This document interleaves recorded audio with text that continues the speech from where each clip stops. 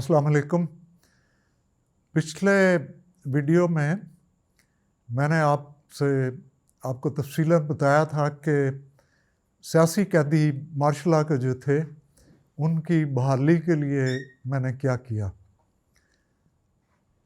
मैं अल्लाह का शुक्र अदा करता हूँ कि इस मैदान में भी उसने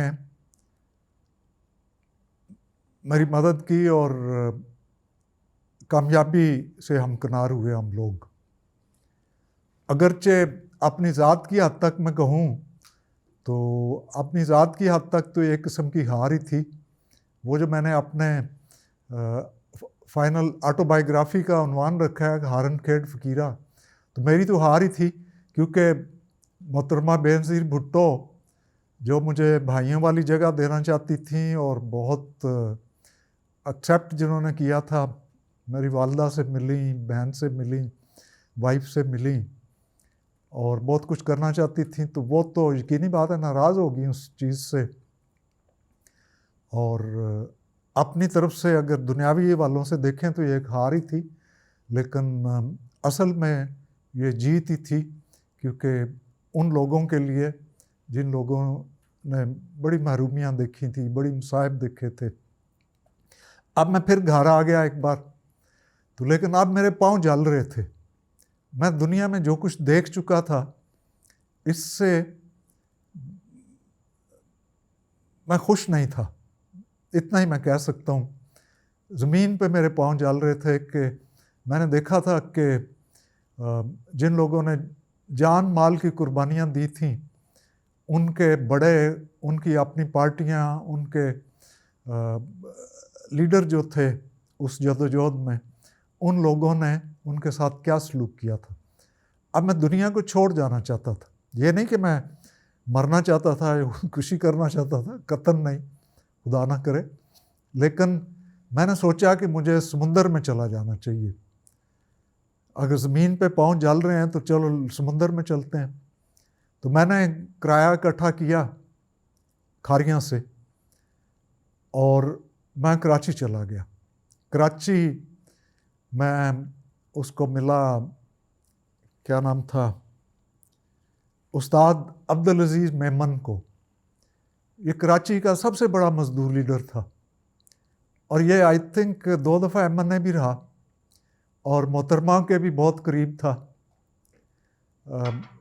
भुट्टो साहब के दौर से वो ट्रेड यूनियन में स्ट्रगल करता रहा था, तो उसको बड़ा उसका सिला मिला। लेकिन हुआ ये था कि जो लास्ट इलेक्शन था उसमें अब्दुल अजीज़ मेमन ने हम कैदियों को अप्रोच किया। उसको टिकट नहीं मिल रहा था। उसने हम कैदियों को अप्रोच किया कि मेरी सिफारिश करो बीबी को और ख़त लिखो बीबी को कि अब्दुल अजीज़ मेमन को टिकट हर सूरत मिलना चाहिए, क्योंकि ये वर्करों का बड़ा हामी है और ख़ुद भी एक वर्कर ही है। तो हम लोगों ने, सब ने, PP के जितने भी कैदी थे उस वक्त, उन्होंने भी, आर्मी ऑफिसर्स ने भी, जहाँ तक उसका पैगाम पहुँचा तो ख़त लिखे गए। और मोहतरमा जिन्होंने पहले इनकार किया हुआ था, तो उन्होंने इकरार कर लिया कि ठीक है मेमन को टिकट दे दो। तो मैंने कहा चलो अब मेमन को मिलते हैं, जाके उससे कोई मदद लेते हैं इस मामले में, क्योंकि मेमन बंदरगाह में भी उसके लोग थे। तो मैंने ये सोचा कि अब किसी बहरी जहाज़ पे भर्ती होया जाए और समुंदर पे मुख्तलिफ़ बंदरगाहों पे की सैर की जाए और इस सफ़र पे निकल जाए। दुनिया का सफ़र जो है वो मैंने बहुत कर लिया था, मशरक़ी पाकिस्तान से लेके कश्मीर और इस्लामाबाद तक, कोयटा, कराची, कौन सी जगह छोड़ी थी, और स्ट्रगल में। तो अब मैंने सोचा कि पाँव जल रहे हैं तो चलो समुंदर में चलते हैं। तो मैं अब्दुल अजीज़ मेमन को मिला। मैं 2 या 3 दिन वहाँ पे ठहरा रहा और मेमन दूसरे दिन शायद मुलाकात हुई। तो उसका बड़ा मुकाम था वहाँ पे, ज़ाहिर है वो तो बेताज बादशाह गिना जाता था कराची का। तो मैं मिला तो मैंने उसको कहा कि मैं तो किसी बहरी जहाज़ पे भर्ती होना चाहता हूँ तो आप मेरी मदद करो। उसने कहा आप बहरी जहाज़ में भर्ती होना चाहते हैं, आपका तो बड़ा मुकाम होना चाहिए पीपल्स पार्टी में, और आप जैसा कौन है? मैंने कहा सब मुझसे बेहतर हैं, मेरे जैसा कोई एक भी नहीं है, लेकिन सबसे मुझसे बेहतर हैं, तो तुम मेरे लिए ये कोशिश करो। कहने लगा अच्छा शाम को बताऊंगा। तो शाम को मिला तो मुझे कहा कि इसमें 20,000 रुपये लगेंगे। मैंने कहा 20,000 रुपये? और ये 90s की बात है, 91-2 की बात है, इलेक्शनों के बाद की बात है। तो मैंने कहा 20,000 रुपये मैं कहाँ से दूंगा? उसने कहा जी फिर इसके बगैर तो हो नहीं सकता ये काम। मैंने कहा क्यों चाहिए 20,000 तुम्हें? मैं समझ गया कि उसको रिश्वत चाहिए, और रिश्वत वो किस आदमी से मांग रहा है, उसको अगर शर्म होती तो चुल्लू तो क्या साथ पूरा समुंदर था, उसे छलांग मार देता उधर। लेकिन उसने कहा कि 20,000 मुझे इसलिए चाहिए कि आपको किसी शिप पे भर्ती करवाना है, तो मैं किसी सेलर से जो मर गया है उसकी किताब लेके तो उस पे आपको भर्ती करवा दूंगा। तो मैंने कहा आप जालसाजी कराओगे, मुझे एक मुर्दे के नाम पे भर्ती कराओगे? तो कहने लगा मैं और क्या करूं? तो मैंने कहा तुम तो कराची के बादशाह हो और बंदरगाह भी तुम्हारे कब्ज़े में है, तो ये तो मुझे मुनासिब नहीं लगता। उसने कहा सर इसके अलावा तो हाल ही कोई नहीं है, उसके अलावा मैं कुछ नहीं कर सकता। तो मैं दिन रात देखता था कि 150 लोग आए हैं, 150 लोग गए हैं, और वो उनके मसले हल कर रहे हैं। मसले उनके यही होते थे, कोई देने दिलाने आता था और कोई एसपी थानेदार को फ़ोन करवाने आता था, और मेरा वो जानता भी था कि ये आर्मी में किस स्टेटस का रहा है, और एज ए पॉलिटिकल प्रिजनर इसने क्या कुछ किया है मुल्क के लिए, आइन के लिए, जमहूरियत के लिए। लेकिन मुझे उसने फाइनली यही जवाब दिया कि आप 20,000 रुपये अरेंज करें। 20,000 उस दौर के, आज के मेरे ख्याल में 5-7 लाख तो होंगे आज के, तो वो मैं कहाँ से देता? तो ज़ाहिर है फिर मायूसी के अलावा और क्या था। फिर मैंने सोचा कि मुझे अब फिर वापस जाना चाहिए खारियाँ। तो बड़ी मुश्किल से मैं गुजरांवाले तक पहुंचा था, उधर तक कहीं मेरे पास किराया टिकट था। फिर वो ज़ुबैर शाह जिसका मैंने पहले जिक्र किया है, उसने मेरा आगे का अरेंज किया और मैं खारियाँ पहुंच गया। ये एक बड़ी मायूसी सी मुझे हुई कि मेमन जो MNA भी बन चुका था और तमाम कराची की ट्रेड यूनियन भी उसके हाथों में थी, तो उसने मुझसे भी पैसे ऐंठने की कोशिश की थी। एनीवे उन्हीं दिनों में इलेक्शन अनाउंस हो गए, तो मेरे जहन में यही आया कि मैं खारियाँ के लिए, खारियाँ के लोगों के लिए मैं इलेक्शन में खड़ा हूँ, और मैं कम से कम लोगों को इस काम के लिए तैयार करूं कि वो पुराने लोगों को छोड़ें और अपने फैसले अपने हाथों में लें और अपने अंदर से वर्करों को उठाएं। मेरे जहन में ये भी था। अव्वल तो ये था कि कामयाबी का इम्कान तो कोई था ही नहीं, लेकिन फिर मैंने सोचा कि शायद मैं इन लोगों को बेदार कर सकूं और फिर कोई चांस बन भी जाए। तो फिर भी मैंने यही सोचा था कि अगर फ़र्ज़ करो अगर 5-10% मेरा कोई चांस बनता भी है, तो वो 1.5-2 साल बाद मैं जो कुछ भी करूँगा वो करके तो मैं पार्टी के नहीं, इस इलाके के किसी मुकामी अच्छे वर्कर को मैं कहूँगा कि अब तुम आओ और तुम दोबारा इलेक्शन लड़ो। तो इस नुक्ता नज़र से मैंने उस इलेक्शन में हिस्सा लेने का ऐलान किया, और बहुत से लोग मेरे पास आए। उन्होंने कहा जी आप तो बेनज़ीर भुट्टो को रिहा कराने वाले हैं, आपकी तो बड़ी कदर है पार्टी में, आपने तो 1,500-2 हज़ार बंदों को नौकरियां लेके दी, प्लाट लेके दिए, तो गवर्नमेंट तो आपको सर पे उठाएगी, तो आप फ़ौरन अप्लाई करो टिकट के लिए, MNA के लिए, तो आपको टिकट ज़रूर मिलेगा। मैंने कहा ना मैं गवर्नमेंट को अप्लाई करना चाहता हूँ, ना मैं पीपल्स पार्टी को अप्लाई करना चाहता हूँ। मैं तो चाहता हूँ कि इस शहर के लोग, इन देहातों के लोग अपने में से किसी एक आदमी को चुने और वो इनके लिए फ़ाइट करे, क्योंकि उससे पहले बड़ी इबरतनाक सूरत हाल थी हमारे इलाके की। अगर जुल्फ़िकार अली भुट्टो पासपोर्ट ना खोलते तो स्वाय भूख नंग के कुछ भी ना होता खारियाँ और उसके आसपास जितने भी गांव थे उनमें, क्योंकि अक्सर लोग जो थे जिनकी आज 10-10 15-15 बेडरूम्स की कोठियाँ जिन लोगों ने बना ली हैं, इनके घरों के आगे सिर्फ छापे होते थे। मेरा अपना घर जो था उसके इर्द गिर्द घर ऐसे थे जहाँ पे छापे होते थे, लेकिन उनके बेटे चले गए, आज वो फार्म हाउसेस के मालिक हैं यूरोप में। ये उस पासपोर्ट की बरकत थी। मेरे अपने बहुत सारे अजीज़ रिश्तेदार हैं जो निकल गए।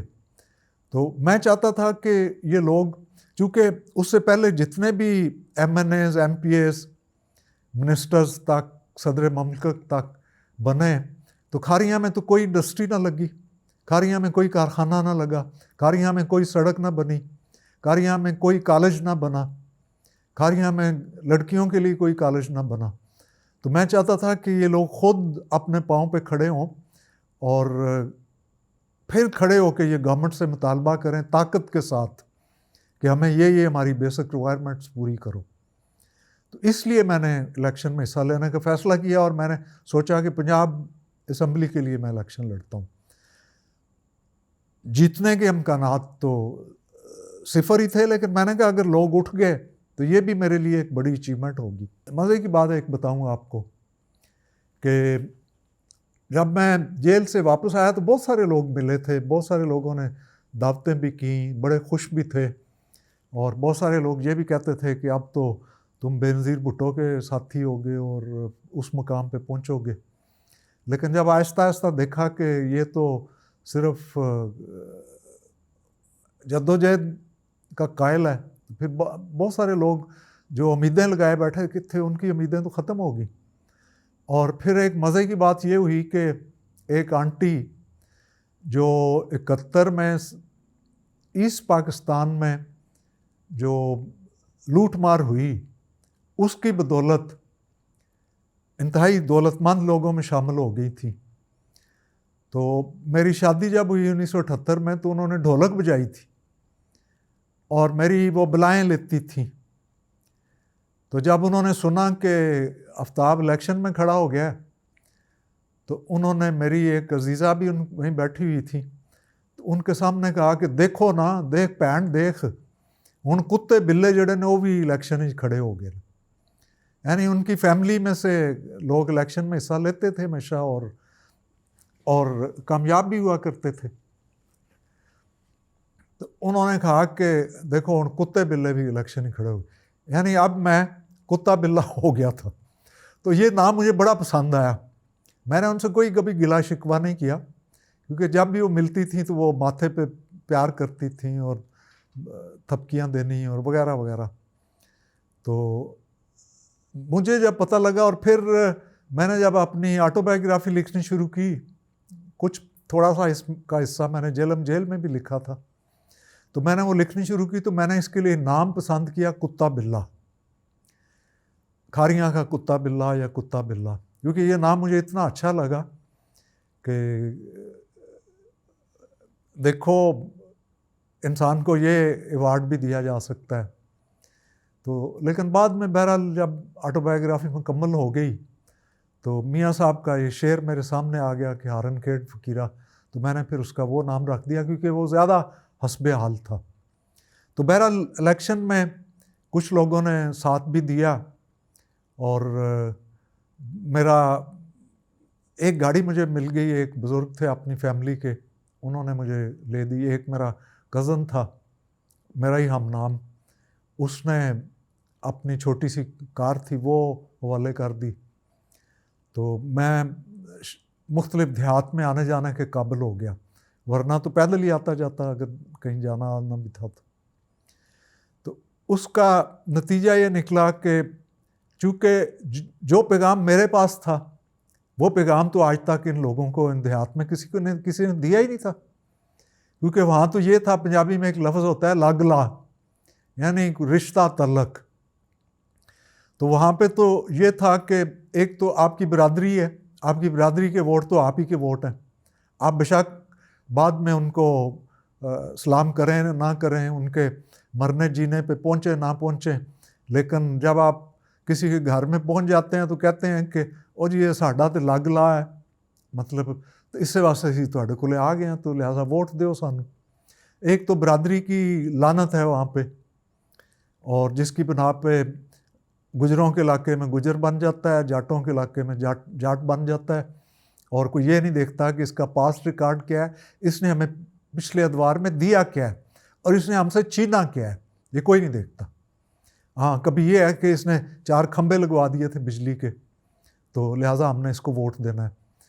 तो वो मैं मुख्तलिफ देहात में जब जाना शुरू हुआ तो जो मेरे पास पैगाम था, मेरे पास तो पैगाम तो ये था खड़े होने का और अपने हकूक़ तलब करने का, मतलब सर झुका के वोट डालने का नहीं, बल्कि सर उठा के खड़ा होने का पैगाम था मेरे पास। तो वो पैगाम लोगों को बड़ा अजीब सा लगा और फिर लोगों को पसंद भी आ गया, यूथ को भी पसंद आया। जो काम बाद में अब इमरान खान के लोगों ने किया वो मैं उस वक्त अकेला कर रहा था। तो मज़े की बात यह है कि एक दो वाक़यात मैं आपको सुनाता हूँ जिनसे आपको एहसास हो कि खारियाँ यूरोप में निकल जाने की वजह से अमीर तो बहुत हो गया था ज़ाहिर है, लेकिन अभी तक इमारत तो जेबों में थी या लोगों ने कोठियाँ बना ली थी। और अब भी अगर आप खारियाँ से डिंगा रोड की तरफ जाएं और या इस तरफ जाएं साउथ की तरफ, नॉर्थ ईस्ट की तरफ जाएं, गुलियाना और ये लोग इलाके जो हैं, तो आपको बड़ी बड़ी कोठियाँ नज़र आएंगी और बहुत सारी कोठियाँ हैं, 5-5, 10-10 बेडरूम्स की कोठियाँ कि जिनमें या तो कोई बूढ़ा खांस रहा होगा या फिर कोई कांगड़ भैंस से मुराद ये है कि जो दूध ना देती हो, जो दूध से भाग गई हो, थोड़ा देती हो, किलो आधा किलो दे देती हो, तो या कोई खांगड़ भैंस डकरा रही होगी वहाँ पे, या कोई बूढ़ा खांस रहा होगा या कोई गधा बंधा हुआ होगा, ढींचू ढींचू कर रहा होगा। और वो उन कोठियों के मालिक जो हैं वो नॉर्वे में बैठे हैं, डेनमार्क में बैठे हैं, जर्मनी में, हॉलैंड में और इंग्लैंड में बैठे हुए हैं। तो इन लोगों को भी अगर कोई बताने वाला होता, अगर कोई लीडरशिप होती उस इलाके में, तो वो इन लोगों को इकट्ठा करती और इनको कहती कि तुम्हारे इलाके में तुम तो पहुंच गए हो वहाँ पे, लेकिन तुम्हारे इस खारियाँ में, तुम्हारे इस गांव में स्कूल नहीं है, कॉलेज नहीं है, हॉस्पिटल फैसिलिटी नहीं है, तो तुम इकट्ठे हो जाओ और ये काम करो अपने इलाके में, कारखाना लगाओ कोई जिससे लोगों को रोज़गार मिले, तालीम मिले, टेक्निकल ट्रेनिंग के लिए कोई कॉलेज स्कूल बनाओ। लेकिन वो जो लीडर थे हमारे, वो तो लागला और बरादरी के नाम पे, चुदराहट के नाम पे वोट लेने के ही आदी थे, और वोट लेने के बाद उनका कोई तलक नहीं होता था खारियाँ से या खारियाँ के इर्द गिर्द देहात से। ज़्यादा से ज़्यादा ये हुआ किसी या 2-4 खंबे गिरवा दिए या किसी जगह, खैर बाद में, ये तो बहुत बाद में हुआ कि देहात में उनमें सड़कें बननी शुरू होगी। ये मियाँ नवाज शरीफ ने इस किस्म के काम किए, इससे पहले तो कुछ भी नहीं था वहाँ पे। तो मैं एक खारियाँ से शुमाल की तरफ जो पब्बी का इलाका है, वहाँ पे एक गांव में गया, तो जो अच्छा एक कारकुन था वो मुझे अपने घर में ले गया कि लोग इकट्ठे हो रहे हैं, उनको आप एड्रेस करें, लेकिन अभी पहले आप मेरे घर में चाय पिएं। तो मैं उनके घर में गया तो वॉशरूम में हाथ धोए, तो मैं जब बाहर निकला तो उनके सेन में एक खड्डा बना हुआ था पक्का, तो वो वॉशरूम का पानी उसमें इकट्ठा हो रहा था। तो मैंने कहा ये पानी तुम लोग इधर इकट्ठा कर रहे हो, तो ये तो गली में जाना चाहिए, नाली में। उसने कहा जी पानी है ही कहाँ पे, हम तो पता नहीं कितनी दूर से पानी लाते हैं, तो जानवरों को फलानी जगह पे हम जाते हैं, छप्पड़ कोई कभी सूख जाता है, उधर जाते हैं और नलका फलाने जगह पे लगा हुआ है, तो उससे हमारी औरतें पानी भर के लाती हैं, हमारे पास तो पानी है ही नहीं। तो ये पानी हम इकट्ठा करते हैं और इस पानी से हम फर्श वर्श जो है ना वो धो लेते हैं, या अगर बहुत मजबूरी हो और पानी साफ़ हो तो जानवरों को भी ये पिला लेते हैं। अब ये कंडीशन है उस इलाके की जिसमें जिस इलाके के सदर ममलकत भी रहे हैं, जिस इलाके के MNA MPs भी रहे हैं, और एक नहीं 2, 3, 4, 5, 6 MNAs MPs रहे हैं। और जीटी रोड तो सिविलाइजेशन की यानी एक आंत है ना। तो जीटी रोड से ये कुछ 4-5 मील दूर की मैं बात कर रहा हूँ, वहाँ पे ये हाल है लोगों का। तो मैंने बाहर आके फिर लोगों को एड्रेस किया, उनसे बात की, तो सारा गांव इकट्ठा हुआ था, इर्द गिर्द के गांव से भी कुछ लोग आ गए थे, कोई एक साइड पे कुछ औरतें भी बैठी हुई थी। तो मैंने जब उनसे बात की और मैंने कहा तुम्हारे गांव का ये हाल है और तुम 1947 से लेके आज 1990 में इलेक्शन हुए थे ना, तो 90 तक तुम लोग अपने घरों में गुसलखानों का पानी इकट्ठा करके इस्तेमाल कर रहे हो, तुम्हारे पास पानी की स्कीम कोई नहीं है, तुम्हारे घरों में बिजली नहीं है, बल्ब नहीं है, तो तुम क्या करते रहे हो? तुमने इन MNAs और MPAs जो तुम्हारे रहे हैं वो खुद तो होटलों के मालिक बन गए हैं, वो खुद तो मरब्बों के मालिक बन गए हैं, उनकी तो पूरी दुनिया में इज्जत है, एहतराम है, और बसों के और हवाई जहाज़ों के और बेड़े हैं उनके। तो लेकिन तुम्हें क्या दिया इन लोगों ने? तो तुम क्या करते रहे हो? तुम लोग, तुम ये जो पुरानी नस्ल है, जो बूढ़े सफ़ेद दाढ़ियों वाले यहाँ पे बैठे हुए हैं, आप लोगों ने इन बच्चों को, इन अपनी माँ बहनों को क्या दिया है लेके? उनसे हुकूमत से क्या लिया आपने? तो क्या आइंदा भी आप यही काम करना चाहते हो या उठना चाहोगे अभी? अच्छा, मेरी बात पे बड़े नारे लग गए। एक बुजुर्ग थे, बड़ी सफ़ेद दाढ़ी, बाल सफ़ेद, पगड़ बांधा हुआ, तो वो खड़े हो गए, साथ नंबरदार बैठा हुआ था गांव का या 2 गांव का होगा। तो उन बुजुर्ग ने खड़े होकर कहा कि ओए लंबड़ा, ठेठ पंजाबी में नंबरदार को लंबड़ी कहते हैं, और लंबड़ा, और तू सारी जिंदगी साढ़े वोट लैके अगे वेचदा रहे हैं, चौधरियां नूं दिंदा रहे हैं, फलाणे नूं दिंदा रहे हैं, फलाणे नूं दिंदा रहे हैं, हुण असीं वोट कोई नहीं देना तैनूं, हुण साढ़े सारे वोट जिहड़े ने इस मुंडे दे ने और इनू मिलणगे। तो बड़े नारे शारे लग गए उधर, और वर्कर भी तैयार हो गए और सब कुछ हो गया। तो इलेक्शन के रिज़ल्ट जब आ रहा था तो मैं सबसे ज़्यादा इंटरेस्टेड इस गांव में था। तो मैंने जब पता किया तो उन्होंने कहा कि वहाँ पे तो एक वोट भी नहीं मिला आपको। तो ये कमाल की बात थी कि कम से कम उस बुज़ुर्ग का वोट तो मुझे मिलना चाहिए था जिसने खड़े होकर लंबरदार को चैलेंज किया था। लेकिन ये तो माहौल था हमारा, बरादरियों का बोझ, बड़ों का बोझ, थानेदारों का बोझ, ब्यूरोक्रेसी का बोझ, पता नहीं कौन कौन से बोझ लदे हुए थे, और इनकी कमर लोगों की टूटी हुई थी, ये सीधे खड़े ही नहीं हो सकते थे। फिर एक और गांव का किस्सा मैं आपको बताता हूँ। यानी ये मैं आपको बता रहा हूँ कि पंजाब में वोट किस तरह मिलते हैं और लोगों की अपना रुझान क्या होते हैं, उनकी तमन्ना क्या बन जाती है और वो देते किस तरह। तो मैं एक और रेलवे लाइन के पार, यानी जीटी रोड जा रही है, फिर रेलवे लाइन जा रही है पिंडी लाहौर वाली, और उसके पार एक गांव, वो भी ज़ाहिर है एक सिविलाइज्ड एरिया था। तो मैं उस गांव में गया तो उस गांव के जो बड़े थे वो मेरे वालिद साहब के दोस्त थे, वो आर्मी से रिटायर्ड थे, सूबेदार मेजर, और उनके साथ हमारे मामलात ये थे कि मेरे वालिद जब एयर डिस्पैच यूनिट में थे, जो एयरक्राफ्ट लेके जाया करते थे गिलगित वगैरह में राशन फेंकना, या ईस्ट पाकिस्तान में फ्लड के दिनों में, तो वाले साहब उधर थे। तो ये जो अंकल थे सूबेदार मेजर, ये किसी यूनिट में सूबेदार मेजर थे, तो इनकी बेगम को टीबी होगी और वो लास्ट स्टेज पे थी। तो ये चूँकि किसी दूसरी जगह पे पोस्ट हो गए थे, तो इन्होंने हमें कहा, मेरे वालिद को कहा कि अपनी भाभी ने तुसी अपने कोले रखो, इधर ट्रीटमेंट कराओ। अब इतनी दोस्ती थी, हम सब छोटे थे उस वक्त, दोस्ती इतनी थी कि वो खातून मेरी खाला ही लगी कि वो बिल्कुल खांस के बेहाल हो जाती थी और करीबन मर्ग थी। तो उनको हमने कितने ही महीने अपने पास रखा, उनकी ट्रीटमेंट करवाई। हम छोटे छोटे बच्चे थे, वरना कोई और होता तो कहता जी ये तो इन बच्चों को भी टीबी हो जाएगी। तो वो अंकल का गांव था, तो मैं उनके पास जा रहा था। तो रास्ते में जब हम गए तो जो गली उनके घर की तरफ जा रही थी, मैंने देखा कि उसमें 2 टालियाँ काट के ना, तो सेंटर में उन्होंने डाली हुई हैं, इर्द गिर्द कीचड़ ही है सारा। तो मैं बड़ा हैरान हुआ कि ये गांव जीटी रोड के रेलवे लाइन के साथ, और इसका ये आलम है। और MNA इससे चंद मील दूर MNA का घर है, MPA भी उधर ही रह रहा है, तो ये क्या क्या मामला है ये। तो हम जब पहुँचे हैं उन लकड़ियों के पास, तो सामने से एक भैंस आ रही थी। उस भैंस ने रास्ता देने से इनकार कर दिया, यानी भैंस ने इनकार कर दिया कि वो कीचड़ में राइट लेफ्ट उतरे। वो उन्हीं शीशम के दरख्तों पे जिन पे मिट्टी भी डाली हुई थी उन पे चलती हुई आगे आई। हम हट गए और वो चली गई, और फिर हम गए। साथ ही वो उनका, मेरे बुज़ुर्ग का अंकल का घर था।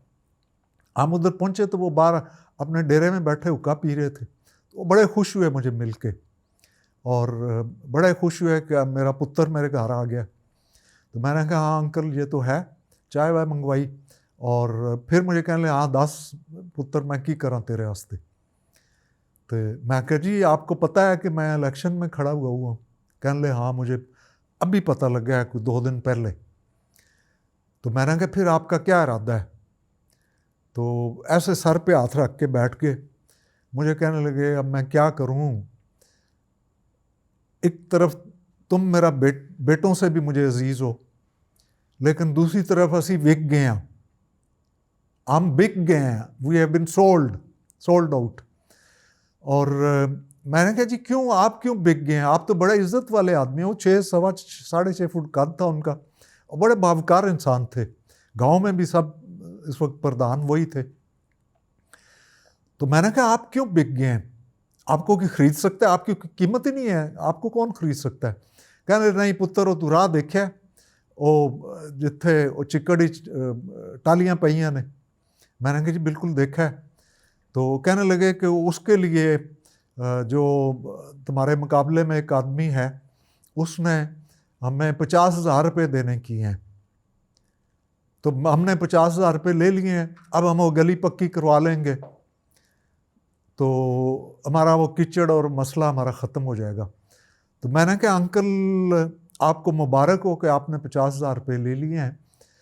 और ये 50,000 वही थे वो जो IGI बनाने में नहीं लगे थे, जो जनरल बेग ने और जनरल क्या थे असद दुरानी, इन लोगों ने बांटे थे लोगों में एक बैंकर के ज़रिए। तो 50,000 रुपये उस MPA को पता नहीं ज़्यादा मिले होंगे, लेकिन 50,000 उनमें से उसने इस गांव को दिए कि सारे गांव के वोट मुझे दो और ये 50,000 रुपये के लेके अपनी गली पक्की करवा लो। तो मैंने उनसे अंकल से एक सवाल किया, मैंने कहा ठीक है आपने 50,000 ले लिए, आप गली पक्की करवाएं, लेकिन मुझे सिर्फ इतना बता दें कि ये इलेक्शन तो 5 साल के लिए है, इसके बाद अगले 5 सालों में आपके बेटे भतीजे भांजे तो सारे यूरोप में और आगे पीछे दुबई में बैठे हैं, तो ये गली जो है और 200 गज आगे नहीं बढ़ जाएगी? कोठियाँ बन रही हैं, बंगले बन रहे हैं, तो गली तो बढ़ जाएगी आगे, उसको पक्का कौन करवाएगा? क्योंकि ये लोग जो बाहर बैठे हैं ये अपनी गलियों को खुद तो पक्का करवाते नहीं हैं। तो मैंने कहा उसके लिए आप एक बार फिर बिकेंगे, या फिर उसके बाद आपके बच्चे उसके लिए बिकेंगे और फिर कोई उनको देगा 50 की जगह 1 लाख, तो वो गली पक्की करवाएंगे। तो मुझे सिर्फ ये अफसोस है कि आपने 50 लाख रुपए में अपनी और अपनी अगली नस्लें भी बेच दी हैं। तो ज़ाहिर है वो उनके आंसू आ गए। मुझे कहने लगे पुत्र तू जो भी कम है, लेकिन आप क्या कर रहे हैं, अब हम ज़ुबान दे बैठे हैं। तो मैंने कहा ठीक है अंकल आप ज़रूर गली पक्की करवाएं। और ज़ाहिर है मुझे उधर से भी क्या वोट मिलना था। उसके बाद एक खारियाँ में एक बहुत बड़ा जलसा हुआ, जो कि किसी उम्मीदवार का इतना बड़ा जलसा नहीं हुआ था। और उस जलसे में कम से कम खारियाँ का चौथा हिस्सा जो था वो ज़रूर पहुँचे हुए थे, और बड़े वहाँ पे नारे भी लगे, लोगों ने पसंद भी किया। और जलसा जब ख़त्म हुआ तो मुझे एक साहब मिले, बड़े वेल ड्रेस्ड, मुझे कहने लगे सर एक बात सुन लें अलहदा आके ज़रा। मैंने कहा बिल्कुल मैं सुनता हूँ आपकी बात। तो वो मुझे कहने लगे कि मैं ISI से हूँ और मैं चाहता हूँ कि आप ये इलेक्शन ज़रूर जीतें, लेकिन फ़ैसला हमने ही करना है। तो मुझे आपकी बातें बहुत पसंद आई हैं, और हालांकि कभी मेरा दिल इतना नहीं मचला कि मैं किसी की इस तरह मदद करूं, तो मैं आपकी मदद करना चाहता हूं। मैं चाहता हूं कि आप इस इलाके के बने नुमाइंदा, तो आप सिर्फ हमसे एक वादा करें कि हम जिस पार्टी में हम कहेंगे आप उसमें शामिल होंगे। तो मैंने उनसे कहा कि क्या आप मुझे मुस्लिम लीग में शामिल करवाना चाहेंगे? तो कहने लगा सर इस वक्त हमारी पार्टी तो यही है, और इस पार्टी के लिए आप जानते हैं कि प्रेसिडेंट हाउस में एक सेल बना हुआ है, तो फैसला तो हमने करना है। तो मेरी आपसे रिक्वेस्ट है कि आप इस ग्रुप को ज्वाइन करने का ऐलान कर दें, तो बाकी आपके बक्से जो हैं उनको हम भरेंगे, आपके बक्से जो हैं प्रेसिडेंट हाउस में भरे जाएंगे, आप फिक्र ही ना करें, फैसला वहीं पे होना है। और फैसला वहाँ पे कौन कर रहा था ये मुझे पता था। फैसला वहाँ पे वो जनरल कर रहे थे, क्या नाम था, वो जो 16 दिसंबर को जिन्होंने जश्न कोहाट मनाया था, और मैंने उनके गिरबान पे हाथ डाल दिया था कि आप 16 दिसंबर को हमारे ज़ख्मों पे नमक छिड़कना चाहते हैं। जनरल सैयद रफ़ाकत, जिन्हें उस वक्त पाकिस्तान आर्मी का ब्रेन ट्रस्ट कहा जाता था, तो जनरल रफ़ाकत जो हैं वो इंचार्ज थे उस सेल के जो प्रेसिडेंट हाउस में गुलाम इसाक़ खान के नीचे बना हुआ था। और फाइनल डिसीजंस जो है ना जनरल रफ़ाकत के सेल ने करने थे कि कौन कामयाब हुआ और कौन कामयाब नहीं हुआ। तो अब मुझे आईएसआई के एक बहुत ज़िम्मेदार आदमी ने मुझे बता दिया कि सर अगर आप ऐलान कर दें मुस्लिम लीग में ज्वाइन करने का तो हम आपको कामयाब करवा देंगे। अब जाहिर है मैंने उनको क्या बताना था कि मुस्लिम लीग का जो चीफ है मियां मोहम्मद नवाज शरीफ, उसने मेरी कितनी मिन्नतें की थी, और सिर्फ साल डेढ़ पहले उसने कहा था सिर्फ मुझे आके मिल लो और मैं लाहौर तुम्हारे हवाले कर दूंगा, मैं 1,500 तुम्हारे साथ जो पीपल्स पार्टी के वर्कर हैं मैं उनको प्लाट भी दूंगा, मैं उनको नौकरियां भी दूंगा, मैं उनको हर किस्म की हवाले से बहाल करूंगा। और मैंने इनकार कर दिया। तो मैंने कहा कि अब मैं यहाँ पे बिक जाऊंगा एक जलसे के बाद। तो उसने मेरी बड़ी रिक्वेस्ट की मुझसे कि खुदा के लिए आप गौर करें इस चीज़ पे, मैं चाहूँगा कि आप ज़रूर पार्लियामेंट में पहुँचें। तो मैंने उनका बहुत शुक्रिया अदा किया, और उसके बाद फिर मैं ज़ाहिर है मैं इनकार भी कर दिया और मैं उनसे मिला नहीं। तो ये वो इलेक्शन था जिसमें ज़ाहिर है नतीजा जो निकलना था वो मुझे पहले से ही पता था, लेकिन मेरी कोशिश रही थी कि मैं लोगों में एक बेदारी पैदा करूं, लोगों में बेदारी पैदा करूं हुकूमती मामलात के बारे में भी, और उन्हें एहसास दिलाऊं कि असल ताकत तुम हो, असल ताकत तुम्हारा वोट है, और फैसले वो होंगे जो तुम चाहोगे। लेकिन मुझे अफसोस है कि उस वक्त तो लोगों को ये एहसास ना हुआ, लेकिन बाद में अब सूरत हाल यकीनी तौर पे बदल चुकी है। इस इलेक्शन के दौरान एक और बहुत बड़ा वाक़या हुआ जो खारियाँ की तारीख में तो पहली बार हुआ। वो हुआ ये कि मैं एक बार किसी कैंपेन से किसी दूर दराज गाँव से वापस आया रात को 9 बजे करीब। तो घर में कुछ बुज़ुर्ग और कुछ जवान लोग बैठे हुए थे। तो वो असल में हमारे मेहनत कश लोग थे, पापोश वगैरह का वो काम करते थे, बनाते थे और रिपेयर करते थे। तो वो मेरे पास वो मुझे मिले और उनमें से जो बुज़ुर्ग थे वो रो पड़े। तो मैंने कहा क्या हुआ? कहने लगे कि अहमद कत्ल हो गया। अहमद उनका शायद बेटा या भाई था, सारे पूरी फैमिली थी उधर वहाँ पे। तो अहमद कोई तीसरी चौथी क्लास में मेरा क्लास फेलो भी रहा था, और अब वो टांगा चलाता था, साथ बाकी बुज़ुर्गों की वो जूते बनाने की दुकान थी। तो अहमद कत्ल हो गया। मैंने कहा वो कैसे?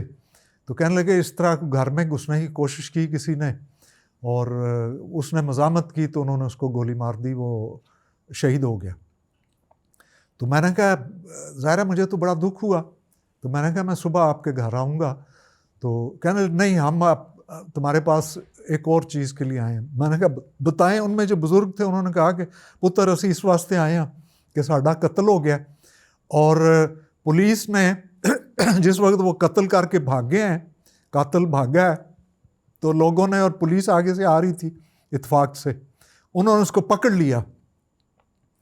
और पकड़ के फिर थाने ले गए और वहाँ से उसको छोड़ दिया। अब हमारा कत्ल तो ज़ाया हो गया, चूँकि वो आदमी जो है ना, जो फलाना MNA है, उसके लोगों में से एक है। तो मैंने कहा मैं इसमें क्या कर सकता हूँ, ज़ाहिर है ना थाना मेरे बस में है ना कचहरी मेरे बस में है। तो आप जिन लोगों को वोट देते रहे हैं, थाने भी उनके हैं और कचहरियाँ भी उनकी, आप उनके पास जाएं।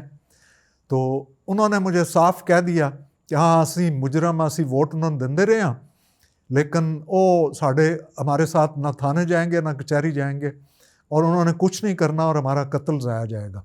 मैंने कहा ठीक है, फिर अगर तुम मेरे पास आए हो तो फिर जो फैसला मैं करूँगा वो तुम्हें मानना होगा, तुम इकरार करते हो तो फिर मैं ठीक है।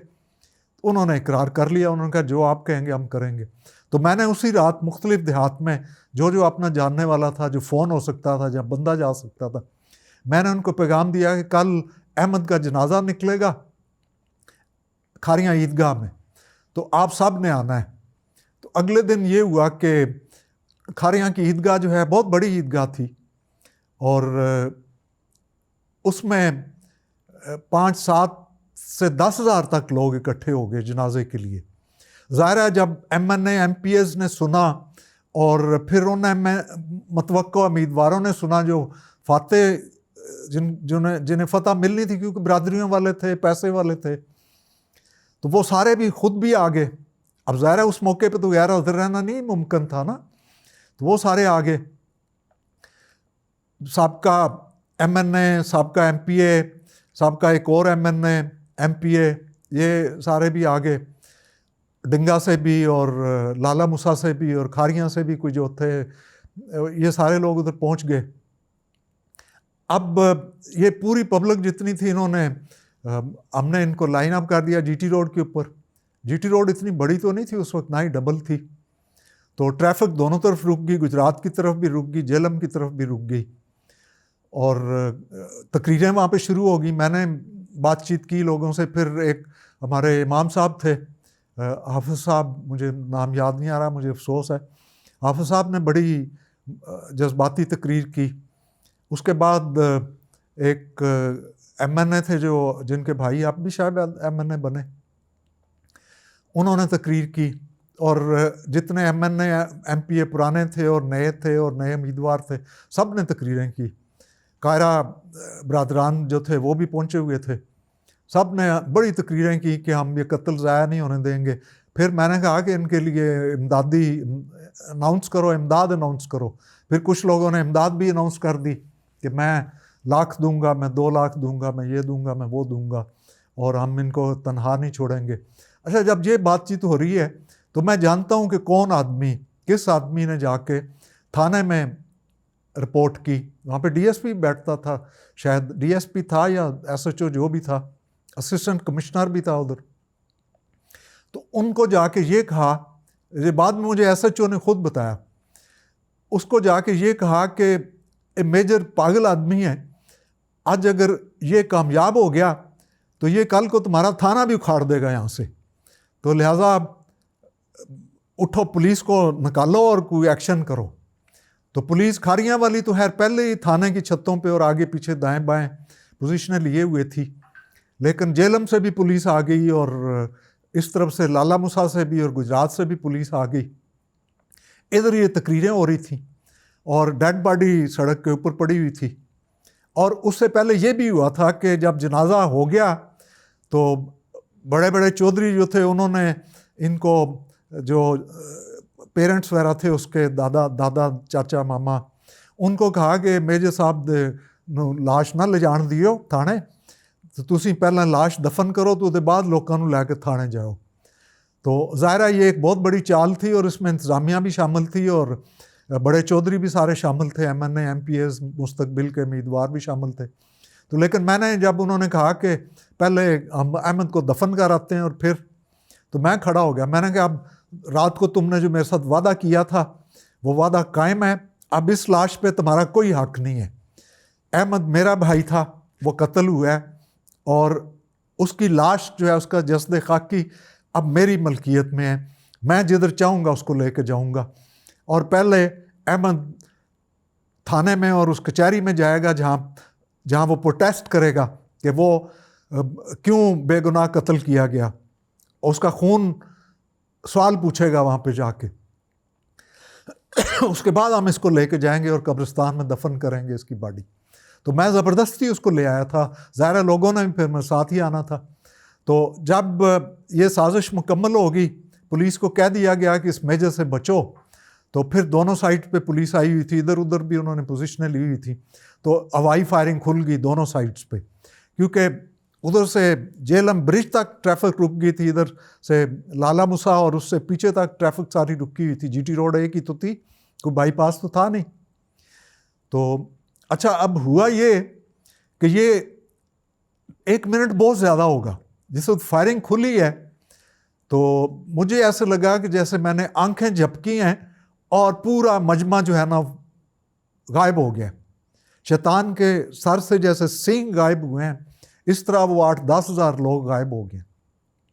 सड़क पे सिर्फ मैं खड़ा था और वो कारी साहब खड़े थे और अहमद की लाश पड़ी हुई थी।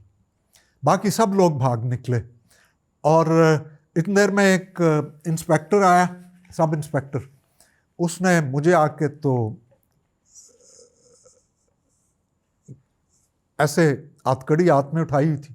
मैंने कहा तुम हथकड़ी लगाओ मुझे और फिर देखो कि तुम्हारे थाने को कैसे अगले 24 घंटे में उखाड़ नहीं दिया जाता। तो वो पीछे हट गया। फिर हम खड़े रहे और थोड़ी देर बाद कोई और 10-20-50 आदमी पहुंचे आधे घंटे बाद। तो फिर नतीजतन ज़ाहिर अब हमें जाना ही था, हमारी ताकत तो मुनचिर हो गई थी। और हुआ ये कि जो उस वक्त के MNAs थे, लाला मुसा से और सैयद लोग थे और सारे लोग थे, ये कोई जिसकी गाड़ी का रुख लाला मुसा की तरफ से था, उन्होंने गाड़ी को रिवर्स लगाया और पब्बी की तरफ यानी जेलम की तरफ गाड़ी भगा ले गए। और एक जो साबका MNA थे वो जना कैप भी रखा करते थे सर पे और बड़े बहादुर गिने जाते थे और बड़ा नाम था, बहुत बड़ा नाम था, पूरे पंजाब में उनका नाम था। दूसरों का भी यही था, लाला मुसा वालों का भी। तो वो उधर से भागे हैं और साथ एक पुली थी और पुली में फंस गए जाके, क्योंकि पुली के दोनों तरफ से लोग अंदर दाखिल हो गए। सारे लोग जब फरार हो रहे थे तो कोई उस पुली के इधर से अंदर दाखिल हुआ, उधर से दाखिल हुआ और फंस गए अंदर बड़ी मुसीबत पड़ी रही। अंदर कीचड़ भी था, लेफ़्ट साइड पे खेत थे और उनमें बारिश हुई थी। और बारिश के बाद जब लोग सारे भाग गए हैं तो कहते हैं कि कितने मन जूतियाँ उधर से निकली थी, क्योंकि जूती लेने तो कोई वापस आया नहीं। तो कुछ लोग जो हैं भाग के तो साथ वकीलों के चैम्बर्स थे, किसी का चैम्बर की शीशा तोड़ा और अंदर घुस गए उसके पनाह लेने के लिए। तो ये हुआ। उसके बाद हम लोगों ने जो 15-20 लोग बचे थे, हम लोगों ने वो लाश उठाई। ज़ाहिर है अब तो हमने उसे दफन ही करना था, एहतजाज तो हो गया था, रिकॉर्ड भी हो गया और ऊपर तक खबरें भी पहुंच गई, क्योंकि जीटी रोड घंटा 1.5 घंटा बंद रहना, 2 घंटे बंद रहना कोई मामूली चीज़ तो नहीं थी। और ये पहली दफ़ा हुआ था पूरे गुजरात में, क्या जेलम में, क्या पूरी इस जीटी रोड पे शायद इतना बड़ा इवेंट नहीं हुआ होगा। तो मेरा भाई जो था उसको पुलिस ने गिरफ़्तार कर लिया था, कुछ दिन उसको गिरफ़्तार रखा। तो लेकिन मुझे किसी ने हाथ नहीं डाला। तो अहमद की डेथ से भी एक सोच यकीनी तौर पे पैदा हुई।